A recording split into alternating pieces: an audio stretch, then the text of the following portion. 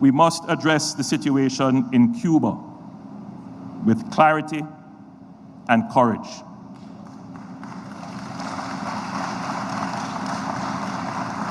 Cuba is our Caribbean neighbor. Its doctors and teachers have served across our region. Its people are part of our shared history. But today, the Cuban people face severe economic hardship, energy shortages, and growing humanitarian strain. Jamaica is sensitive to the struggles of the Cuban people. Humanitarian suffering serves no one. Apart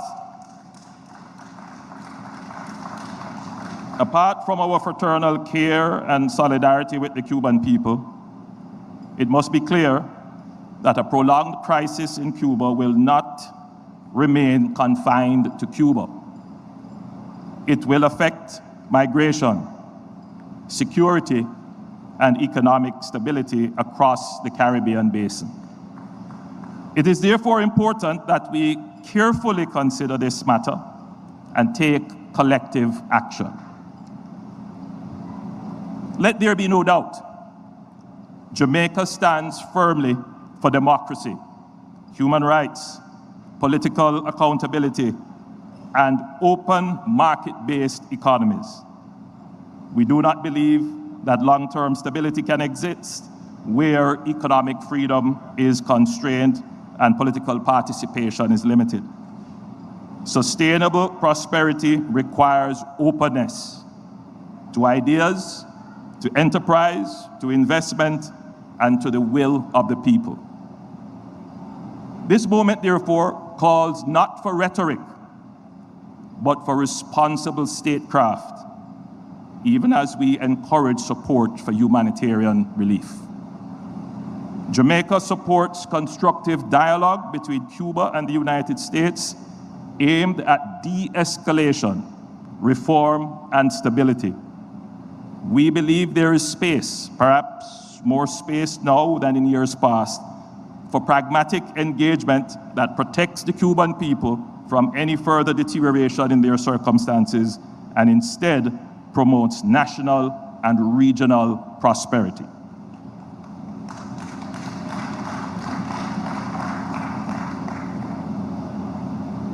Friends, colleagues, as it has been said, the geopolitical environment is shifting.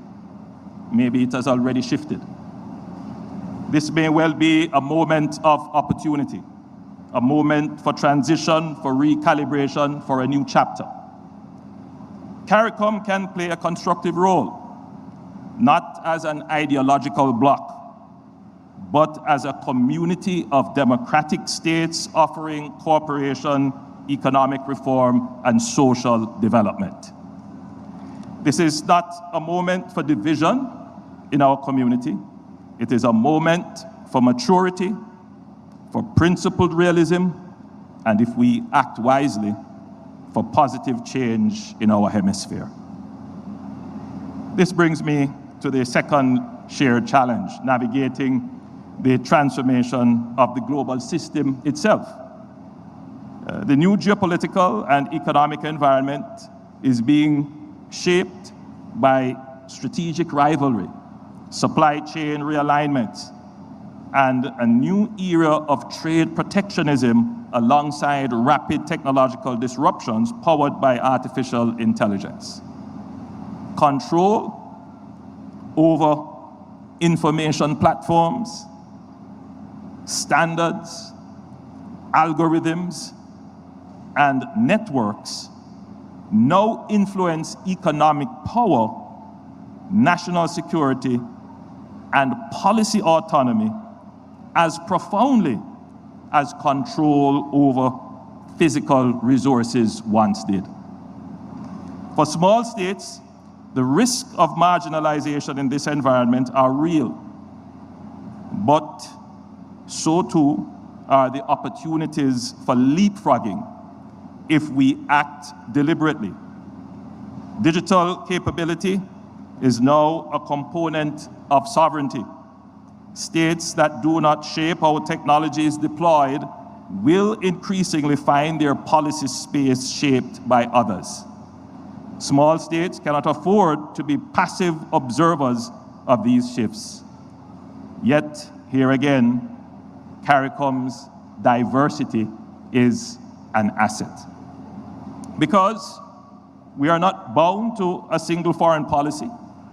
Different member states can cultivate different diplomatic, commercial, and strategic relationships. Rather than viewing this as fragmentation, we should recognize it as opportunity. Multiple points of engagement in a complex global system that can collectively enhance the region's resilience, influence, and optionality.